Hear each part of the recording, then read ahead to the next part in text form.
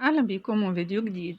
رسالة مؤثرة من شام الذهبي لوالدتها الفنانة أصالة، اعتبرها البعض اعتذار من شام لأصالة لأنها اختارت تسمية ابنتها جيهان على اسم والدة زوجها ولم تسميها بأصالة. وكتبت شام: أنت الحياة، أنت الروح اللي معيشانا عايشين حتى نكسب رضاكي وسعادتك، لأن أنت مصدر كل شيء حلو الله أنعم بيه علينا. أنت الهوى اللي بنتنفسه أنا وإخواتي. وهلأ جيهان يا أعظم أم وأعظم إنسانة، ما شفتي بجمال وصدق قلبك، طيبة وشفافية روحك ووسع صدرك وقدرتك على التسامح والمحبة اللي علمتينا إياها، وبالفعل مش بالكلام. انت السبب لكل شيء بيدفعني لحتى أشرفك وأرضيكي، وبدعي ربي إني أعيش لآخر لحظة بحياتي تحت أقدامك. قولوا أمين. كل أمنية بكل عيد وكل مناسبة بحياتي بتكون نفس الشيء.